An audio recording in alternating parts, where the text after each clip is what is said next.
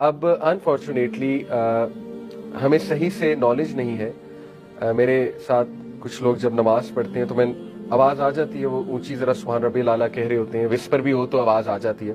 तो मैंने अक्सर नोट किया कि इमाम जब लंबा सजदा कर दे तो वो लोग 3 बार सुभान रब्बिल आला कह के खामोश हो जाते हैं। इट सरप्राइजेज मी, मतलब वो ये समझते हैं कि 3 से ज़्यादा कहा तो नमाज इनवैलिड है। पता नहीं किसने सिखा दिया, किस कारी साहब ने बचपन में तालीम दे दी है। हालांकि सुभान रब्बिल आला तो 100 बार भी कह सकते हैं सजदे में। ये जो सहाबी थे, जो अबू ज़र गफारी, ये इतना लंबा सजदे में क्या कह रहे थे अगर सिर्फ 3 बार सुभान रब्बिल आला, ठीक है। तो ये जो लैक ऑफ नॉलेज है नमाज के बारे में, जो इग्नोरेंस है, इसने हमारा बड़ा नुकसान किया। कई लोगों को ये मिसकॉन्सेप्शन है कि दुरूद इब्राहिमी के बाद सिर्फ एक दुआ कर सकते हैं, और वो दुआ है रब्बी जालनी मुकीम सलाती व मिन ज़ुर्रियती। बहुत जबरदस्त दुआ है, अमेजिंग दुआ, लेकिन उनको पता नहीं किसने सिखा दिया कि इसके अलावा दुआ ही कोई नहीं कर सकते, और इसके अलावा कोई दुआ करेंगे तो नमाज इनवैलिड हो जाएगी। तो बहरहाल ये मिसकॉन्सेप्शंस को हमने एड्रेस करना है, इसीलिए हमारी नमाजों में जान नहीं है। फिर एक और मिसकॉन्सेप्शन, अब एक यंगस्टर ने नई नई नमाज शुरू की तो हम उसे कहते हैं पहले पिछली पढ़ो।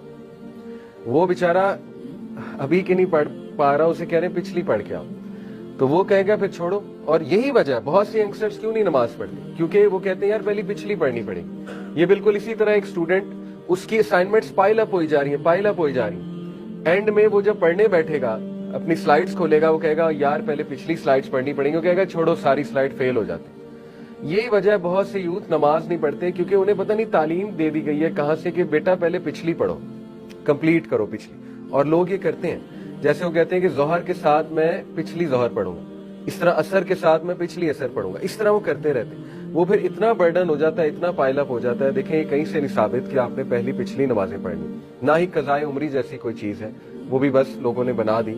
ऑल्दो उसकी एक ज़ईफ हदीस से दलील मिलती है, लेकिन ज़ईफ हदीस है। साबित यही है कि आप नमाज शुरू कर दो और अपने नवाफिल बढ़ाओ इंशाल्लाह। और जो 12 सुन्नतें आप दिन में पढ़ते हो, बल्कि और भी बहुत सी सुन्नतें हैं इंशाल्लाह ताला। ये 10 गैर मौक़दा है और 12 मौक़दा है।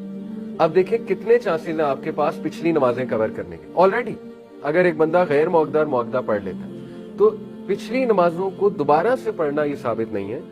लेकिन ये बहुत बुरी बात है कि पिछली नमाजें छूटी हैं। इसका ये मतलब नहीं है कि एक बंदा जो है वो छोड़ता रहे और बस एक आधा दिन पढ़ ले, नहीं। पिछली नमाजें छोड़ना बुरी बात है, लेकिन आप इस्तग़फ़ार करें, इंशाल्लाह अल्लाह माफ करेगा, और अगली नमाजों पे फोकस करें, अगली जिंदगी को बेहतर बनाएं और अपने नवाफिल बढ़ाएं, अपनी सुन्नात बढ़ाएं, इंशाल्लाह अल्लाह वहां से जरूर कवर कर देगा, ठीक है। तो ये है बात असल में। बहरहाल बात कहीं और निकल गई, क्योंकि कुछ मिसकंसेप्शंस हमारी सोसाइटी में ऐसी हैं जिसकी वजह से हमारी नमाज बहुत मोनोटोनस होती है। यूथ इंटरेस्ट नहीं लेते नमाज में, आम इंसान भी कहता है मेरी नमाज में जान नहीं है, खुशू खुजू नहीं है। तो वही बात है कि देखें, हमें पता नहीं है कि सजदे में दीगर दुआएं भी कर सकते हैं। नबी सल्लल्लाहु अलैहि वसल्लम ने इतनी दुआएं सजदे के लिए सिखाई हैं, मैं अभी इंशाल्लाह आपके सामने रखूंगा। तो सुभान रब्बिल आला के अलावा बहुत कुछ है, ठीक है। अब जाहिर है एक बंदा सुभान रब्बिल आला एक रकत में कहता है तो दूसरी में कुछ और कह ले, ताकि उसकी नमाज में वैरायटी आ जाए।